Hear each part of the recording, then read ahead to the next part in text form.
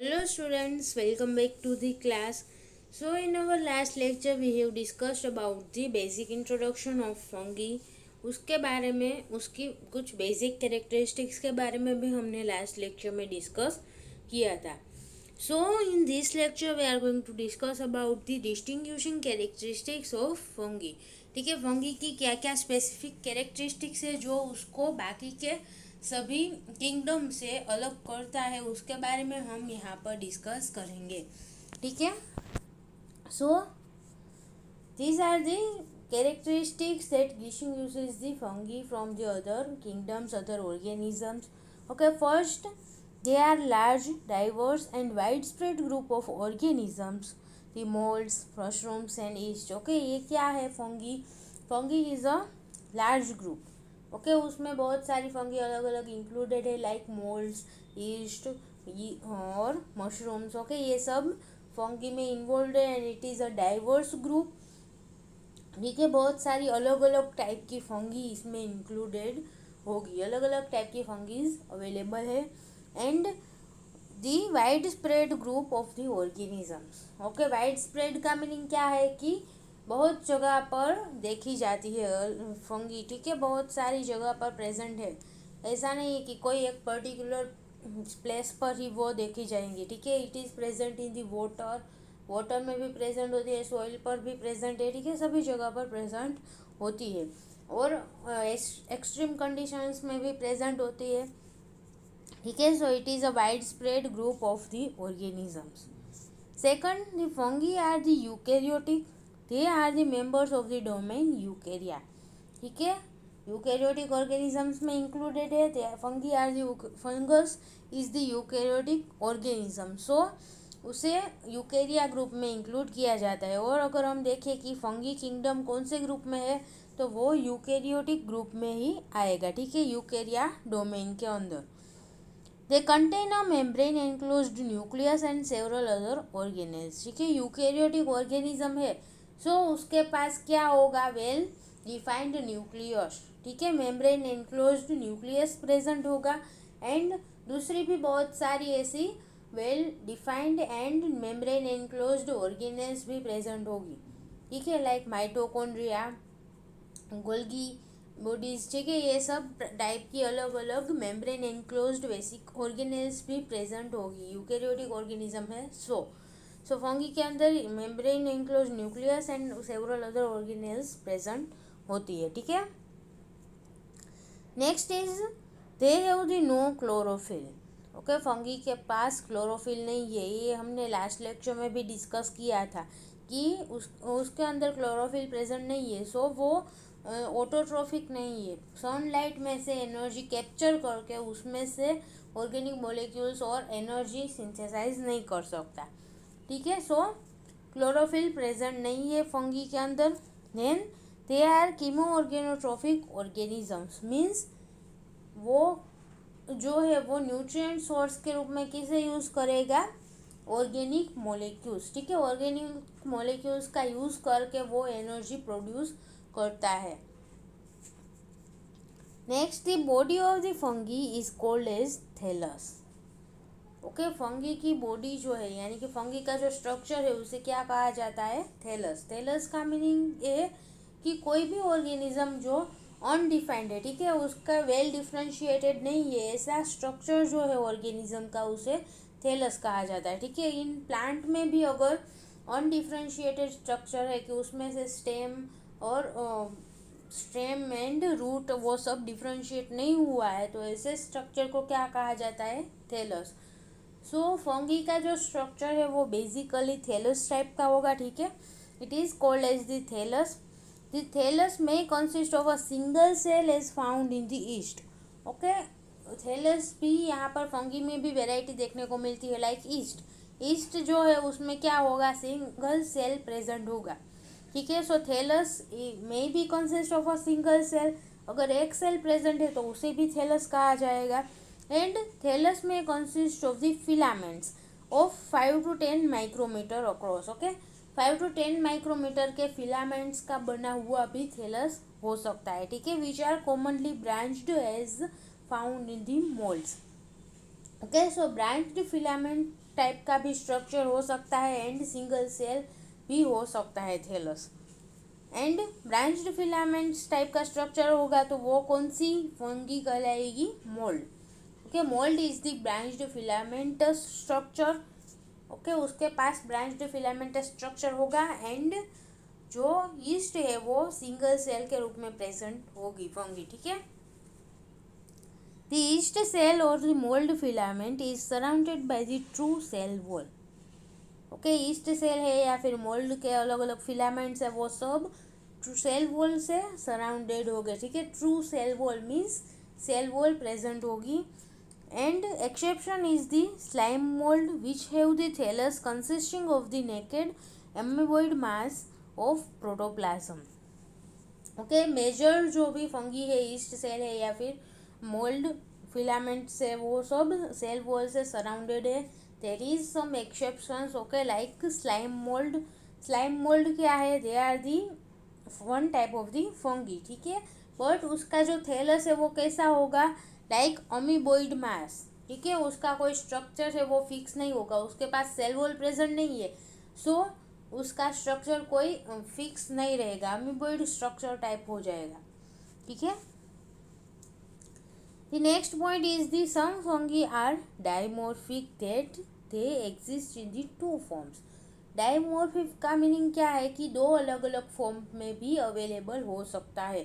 सो कुछ फंगी ऐसी है जो दो अलग अलग फॉर्म में प्रेजेंट हो सकती है, लाइक ईस्ट सेल की तरह भी प्रेजेंट हो सकती है और उसके कुछ मोल्ड टाइप के फॉर्म में भी वो प्रेजेंट हो सकती है। ठीक है, मीन्स सिंगल सेल के रूप में भी प्रेजेंट हो सकती है और फिलामेंटस स्ट्रक्चर के रूप में भी वो प्रेजेंट हो सकती है। सो ऐसी जो भी फंगी है उसे क्या कहा जाता है?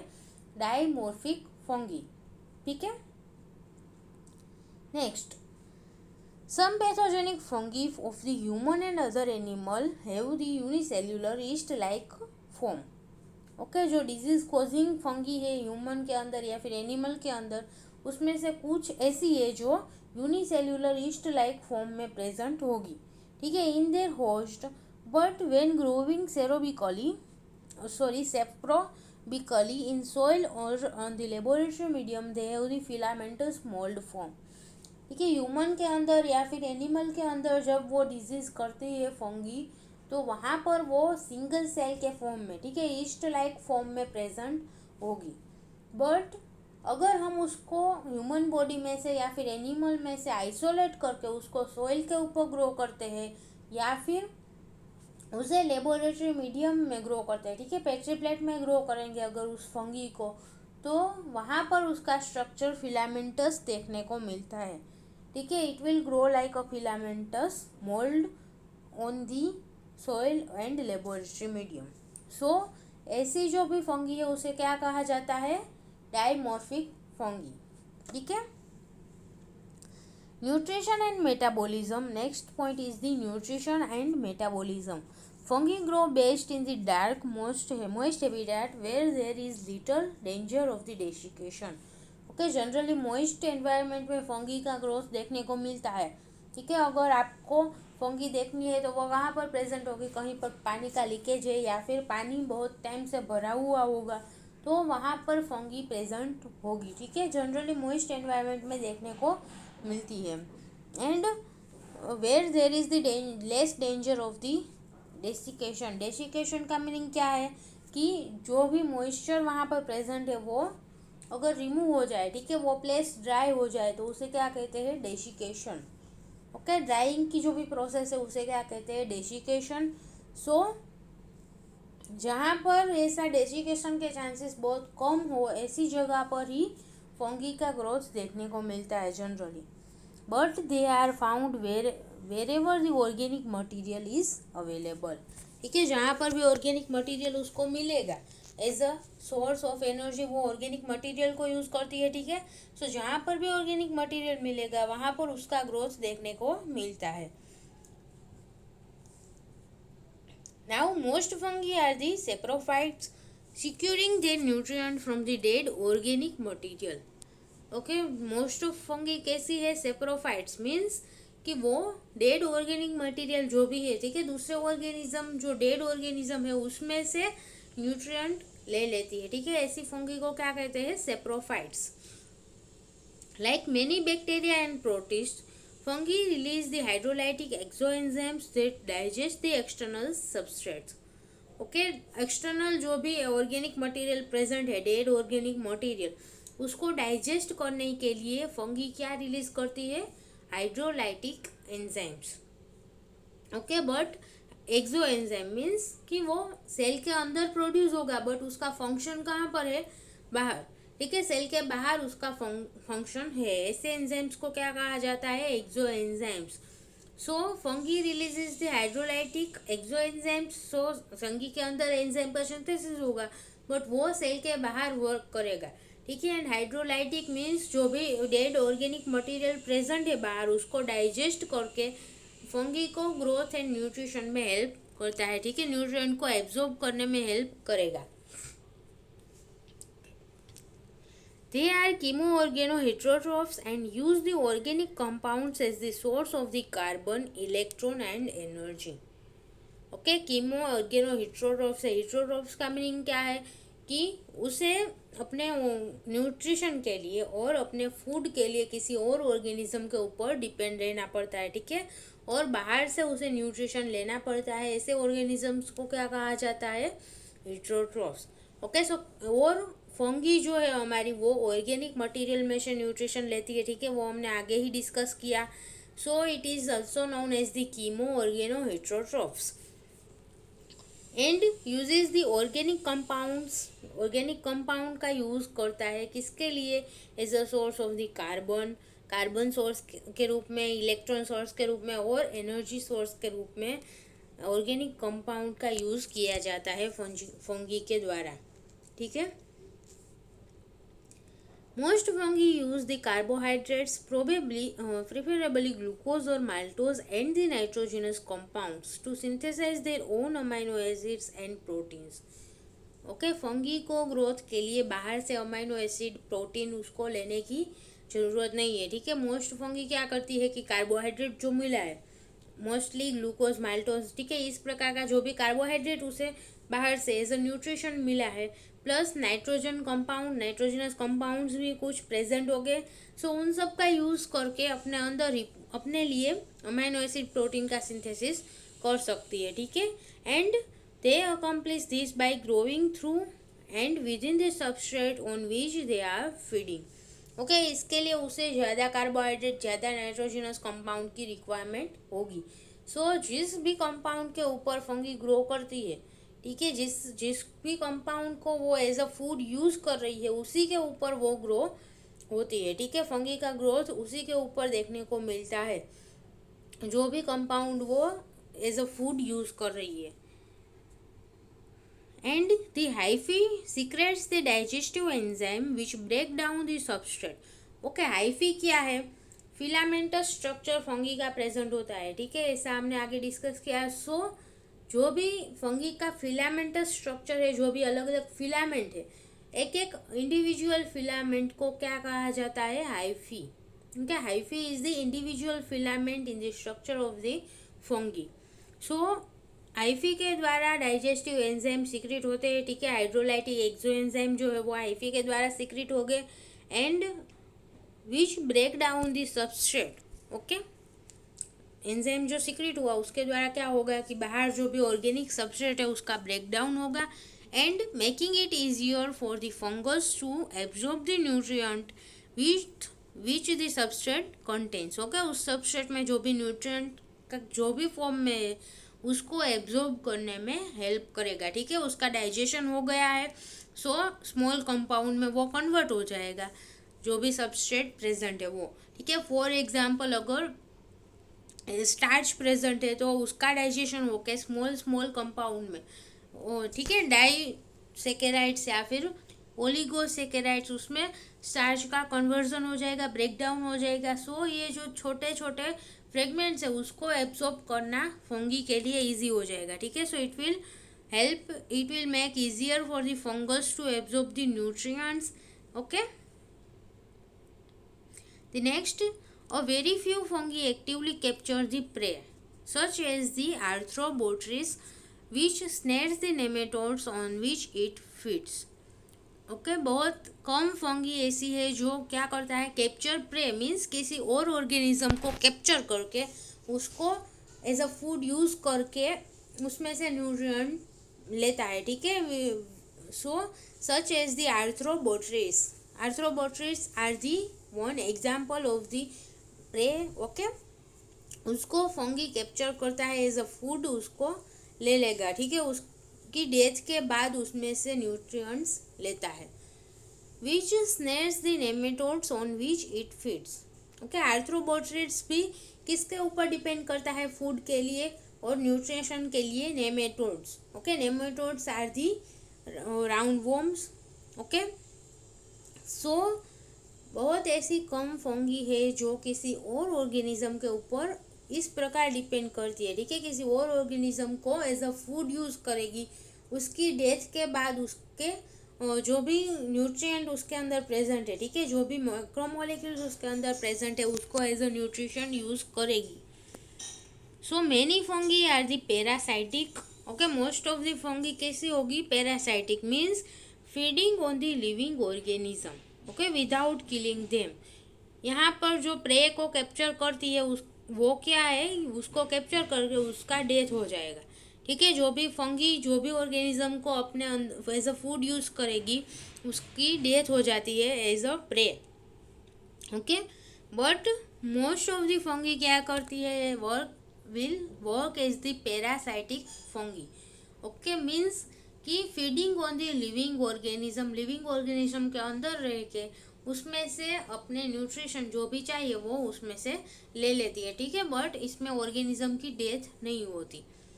For example ergot, corn smut, okay, then Dutch elm disease, ringworm और are all the diseases that caused by the parasitic fungi, ठीक है, पैरासाइटिक फंगी के द्वारा ये सभी डिजीज होते हैं। सो आगे के जो 3 डिजीज है, ergot, corn smut and Dutch elm disease, this 3 are the plant disease and ringworm is a animal और दी ह्यूमन डिजीज, ठीक है, ह्यूमन को भी हो सकता है, एनिमल के अंदर भी रिंगवॉर्म देखने को मिलता है। सो ये सभी क्या है, फंगल डिजीज है, स्किन के ऊपर फंगी का ग्रोथ होता है रिंगवॉर्म में, ठीक है। So this all are the fungal disease means कि वो एनिमल के अंदर फंगी प्रेजेंट है, उसमें से न्यूट्रिशन ले रही है, ग्रोथ कर रही है, उसकी वजह से ये फंगल डिजीजेस होते हैं, ठीक है। सो दिस ऑल डिजीज, ये सभी डिजीज जिस भी फंगी के वजह से होता है वो फंगी क्या है, parasitic fungi. Next, they inhibit this they inhabit the soil and dead plants. Mainly fungi कहाँ पर प्रेजेंट होती है, सॉइल में प्रेजेंट होती है या फिर dead plant material, dead animal material उसमें मेनली प्रेजेंट होती है। And some are the parasitic fungi which inhabit and infecting the living host either plant or the animal. Okay, कुछ फंगी पैरासाइटिक के रूप में वर्क करती है, ठीक है, किसी लिविंग ऑर्गेनिज्म के अंदर प्रेजेंट होगी, it can be human, it can be plant, it can be animal. Some form beneficial relationships with the other organism as the mycorrhiza. Okay, कुछ फंगी ऐसे भी है कि जो लिविंग ऑर्गेनिज्म के अंदर प्रेजेंट होगी तो वहाँ पर क्या करेगा, बेनिफिशियल रिलेशनशिप एस्टेब्लिश करती है, ठीक है। फंगी जो है वो ऑर्गेनिज्म में से अपने लिए न्यूट्रिएंट लेगी, ठीक है, बट उसके साथ साथ फंगी में से भी कुछ उस ऑर्गेनिज्म को बेनिफिट होता है, ठीक है। सो बेनिफिशियल रिलेशनशिप भी एस्टेब्लिश कर सकती है। For example mycorrhiza, okay, it is one example of the beneficial relationship of the fungi. Fungi usually are the aerobic. Okay, aerobic mostly fungi जो है वो aerobic होती है, means it will grow in the presence of the oxygen. Some is however are the facultative anaerobic and can obtain the energy by the fermentation. Okay, facultative anaerobic means कि अगर उसको oxygen available नहीं है तो भी वो grow हो सकता है, ठीक है। ऐसी बहुत सम कुछ ऐसी भी फंगी है, ठीक है, like yeast that can grow as a anaerobic condition में भी वो ग्रो हो सकते हैं। They are known as the facultative anaerobic. Oxygen की प्रेजेंस होगी तो एरोबिकली ग्रो होगा, उसका एरोबिकली ग्रोथ होगा, एंड अगर ऑक्सीजन अवेलेबल नहीं है तो एनारोबिक ग्रोथ भी देखने को मिलता है फंगी में, ठीक है। And it can obtain energy by the fermentation. तो फर्मेंटेशन क्या है, ऑक्सीजन के एब्सेंस में जो भी होता है, जो भी प्रोसेसेस होती है वो क्या है, फर्मेंटेशन। ठीक है। Many fungal fermentations are of the industrial importance. Okay, ऐसी फर्मेंटेशन प्रोसेसेस, बहुत सारी फंगल फर्मेंटेशन प्रोसेसेस है जो इंडस्ट्रीज में भी यूज होती है। For example, production of the ethyl alcohol और the ethanol in the manufacture of the beer and wine. Okay, beer making, wine making, वहाँ पर फंगी का यूज होता है for the fermentation. Okay, so it is one example of the industrial importance of the fungi. Then, obligately anaerobic fungi are found in the rumen of cattle. Obligately means उसको grow होने के लिए anaerobic condition की requirement ही होगी। ठीक है, oxygen present है तो फंगी ग्रो नहीं होगी, उसको एनएरोबिक कंडीशन ही रिक्वायर्ड है। ऐसी फंगी को ऑब्लिगेटली एनएरोबिक फंगी कहा जाता है। And they are found in the rumen of the cattles. Okay, cattles के अंदर जो भी स्टमक के अलग अलग कंपार्टमेंट्स है उसमें प्रेजेंट होगी। organisms which with the notable exception of the facultative yeast which can grow in the either the presence of the oxygen or under the fermentation conditions। Okay, यहाँ पर ईस्ट जो है वो क्या है, facultative east, it is one type of the exception जो दोनों ही condition में ग्रो हो सकता है। अगर ऑक्सीजन प्रेजेंट है तो वो एरोबिकली ग्रो करेगा, ऑक्सीजन प्रेजेंट नहीं है तो फर्मेंटेशन की कंडीशन में भी वो ग्रो कर सकता है। ठीक है, फर्मेंटेशन के थ्रू एनर्जी प्रोड्यूस कर सकता है। Next is the temperature. Most fungi grow best at the about the 23 degree centigrade और temperature close to the normal room temperature. Okay, mostly fungi का ग्रो कौन से टेम्परेचर में होता है, about 23 degree centigrade. Okay, room temperature normal जो है उसमें ही फंगी का ग्रो होता है normally. But notable exceptions are the pathogenic fungi, okay, which grow optimally at the 37 degree centigrade which is the normal body temperature। Okay, जो भी pathogenic fungi है वो कौन से टेम्परेचर में ग्रो होती है, अबाउट 37 डिग्री सेंटीग्रेड। ओके, उस कंडीशन में उसका ग्रोथ मैक्सिमम है। सो ह्यूमन बॉडी के अंदर टेम्परेचर भी 37 डिग्री होगा। So it can survive on side the human body, और ह्यूमन बॉडी के अंदर उसको अपने ग्रोथ के लिए फेवरेबल कंडीशन में ही दी है। ठीक है, 37 डिग्री मिलता है टेम्परेचर, सो वहाँ पर वो ग्रो हो सकती है। एंड वहाँ पर डिजीज, फंगल डिजीज होता है फंगल ग्रोथ की वजह से। As mentioned the dimorphic fungi grow as a yeast like cells at 37 degree centigrade and as a mycelium at the 23 degree centigrade. Okay, dimorphic fungi जो है वो ईस्ट के रूप में यानी कि सिंगल सेल के रूप में प्रेजेंट होगी at 37 degree centigrade. Okay, yeast के फॉर्म में वो ग्रो होती है, बट उसे अगर 23 डिग्री सेंटीग्रेड टेम्परेचर में ग्रो किया जाए तो वो as a mould, as a mycelium, ठीक है, उसका फिलामेंटस स्ट्रक्चर के रूप में वो ग्रो होती है। ठीक है, so it is dimorphic fungi. ठीक है, दोनों ही टेम्परेचर में ग्रो हो सकती है। Then psychrophilic fungi which grow at still lower temperatures such as the 5 degree centigrade found in the normal refrigerators। Okay, psychrophilic fungi किसे कहा जाता है, it is one type of the extremophiles. Okay, जो भी lower temperature में grow होते हैं ऐसे एक्सट्रीमोफाइल्स को साइक्रोफाइल्स कहा जाता है। ठीक है, psychrophiles. So psychrophilic fungi means which can grow at a very low temperature at about भी 5 डिग्री सेंटीग्रेड। जो भी रेफ्रिजरेटर में नॉर्मल टेम्परेचर है वहाँ पर भी फंगी ग्रो हो सकती है। ठीक है, सो अगर आपके रेफ्रिजरेटर में कोई फंगल ग्रोथ देखने को मिले तो वो क्या है, psychrophilic fungi. Okay, now next is the pH। Many fungi thrive under the mildly acidic conditions at pH between 5 and 6। Okay, बहुत सारी ऐसी फंगी है कि जो लोअर pH में भी ग्रो हो सकती है। ठीक है, माइल्डली एसिडिक कंडीशन में भी ग्रो हो सकती है at pH about the 5 and 6 नहीं, in between pH of 5 and 6। Acidic soil therefore may favor the fungal of disease। Okay, in which case the okay, अगर एसिडिक सॉइल प्रेजेंट है, ठीक है, ग्रास में कोई भी लोन में एसिडिक कंडीशन प्रेजेंट है, एसिडिक सॉइल प्रेजेंट है, तो वहाँ पर फंगल ग्रोथ देखने को मिलता है, ठीक है। अलग अलग फंगल पैचेस देखने को मिलेंगे, that is known as the fungal turf disease. Okay, in which case the lime यानी कि calcium carbonate is added to the neutralise the soil.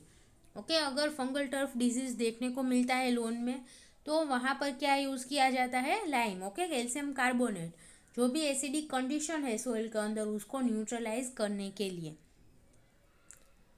Mold contamination also is common in the acidic foods such as the sour cream, citrus fruits, yogurt, most vegetables। Okay, ये सब जो acidic food है उसके अंदर भी mould का contamination देखने को मिलता है। And moreover the acidity in the breads and cheese encourages the fungal growth. Okay, bread cheese उसमें भी एसिडिटी होती है तो वहाँ पर भी फंगल ग्रोथ एनकरेज होता है। Okay, next, the blue Roquefort cheese, for example, consists of the milk curd in which the mold Penicillium roqueforti has been added for the flavor and texture। Okay, यहाँ पर fungus का use भी होता है, ठीक है। ब्लू चीज़ जो है रॉकफोर्ट चीज़, उसमें penicillium roqueforti, one type of the mold, okay, penicillium roqueforti, उसका यूज़ होता है। जो भी ब्लू चीज़ का फ्लेवर है उसका टेक्सचर है वो देने के लिए मोल्ड का यूज़ यहाँ पर होता है, ठीक है। सो वो उसकी बेनिफिशियल इफेक्ट भी है। Next, fungal growth in the nature forms the important links in the ecological cycle because fungi along with bacterial species rapidly decomposes the animal and plant matters। Okay, natural जो nature में ecological cycle में भी fungi का most important role है, ठीक है। Bacteria के साथ मिल कर फंगी इजीली डिकम्पोज कर सकता है सभी एनिमल प्रोडक्ट है, कोई प्लांट मैटर है तो उसको डिकम्पोज करने में बैक्टीरिया को फंगी हेल्प करती है, ठीक है।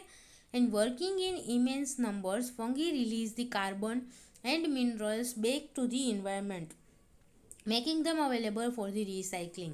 ओके, जो भी प्लांट मटेरियल, एनिमल मटेरियल जो भी अवेलेबल है सॉइल में, ठीक है, जो भी प्रेजेंट है उसको डिकम्पोज करके उसमें से कार्बन को और मिनरल्स को रिलीज करता है फंगी, ठीक है। सो उसका रिसाइकलिंग होके वापस से हम as a food, as a nutrition उसको यूज़ कर सकें, और प्लांट एज अ न्यूट्रिशन वो सब चीज़ें यूज़ कर सकें। सो फंगी का इकोनॉमिकल साइकिल में भी बहुत इम्पोर्टेंट रोल है, ठीक है। So this was all about the characteristics और distinguishing characteristics of the fungi. So thank you so much students for watching this video, and if you have any doubt then please ask in the comment box. Thank you.